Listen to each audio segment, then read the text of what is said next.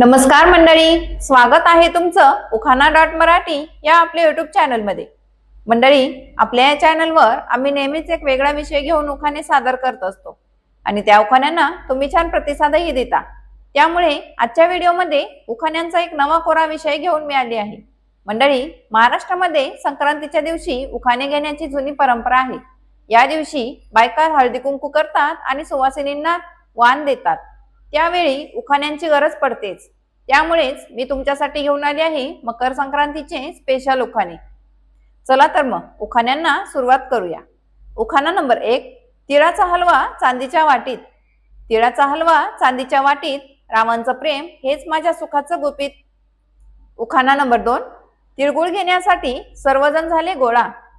तिळगुळ घेण्यासाठी सर्वजण झाले गोळा, रामांचे प्रेम लाख रुपये तोळा। उखाणा नंबर 3, तिळासोबत गुळाचा गोडवा किती छान। तिळासोबत गुळाचा गोडवा किती छान, रामांचे नाव घेऊन देते संक्रांतीचे वाण। उखाणा नंबर 4, तिळाच्या लाडू सोबत देते काटेरी हलवा। तिळाच्या लाडू सोबत देते काटेरी हलवा, रामांचे नाव घेते त्यांना लवकर बोलवा। उखाणा नंबर 5, पैशांच्या श्रीमंतीपेक्षा मनाने असावे श्रीमंत। पैशांच्या श्रीमंतीपेक्षा मनाने असावे श्रीमंत, रामांचे नाव घेते आज आहे मकर संक्रांत। उखाणा नंबर 6, संक्रांतीच्या दिवशी पतंग उडवते आकाशात। संक्रांतीच्या दिवशी पतंग उडवते आकाशात, रामांचे नाव घेते सगळे बसले प्रकाशात। उखाणा नंबर 7, तिळगुळाच्या देवीघेवीने नात्यात वाढते गोडी।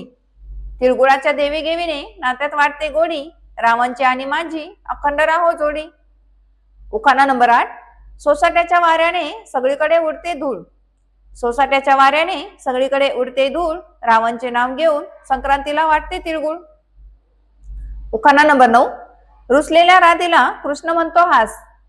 रुसलेल्या राधेला कृष्ण म्हणतो हास, रामांचे नाव घेते संक्रांतीला खास। उखाणा नंबर 10, सण पहिला मकर संक्रांतीचा, मान हळदी कुंकू आणि सुवासिनींचा। सण पहिला मकर संक्रांतीचा, मान हळदी कुंकू आणि सुवासिनींचा, रामांचा आणि माझा जोडा राहो 7 जन्मांचा। तर मंडळी, हे होते मकर संक्रांतीचे काही खास उखाणे। तुम्हाला हे उखाणे कसे वाटले मला कमेंट करून नक्की सांगा आणि अशाच नवनवीन उखाण्यांसाठी चॅनलला सबस्क्राईब करायला अजिबात विसरू नका। चला तर मग, तुम्ही हा व्हिडिओ शेवटपर्यंत बघितला त्याबद्दल तुमचे खूप खूप धन्यवाद। पुन्हा भेटूया अशा छानशा विषयासोबत। तोपर्यंत हसत राहा, आनंदी राहा आणि उखाणे ऐकायला तयार राहा। धन्यवाद।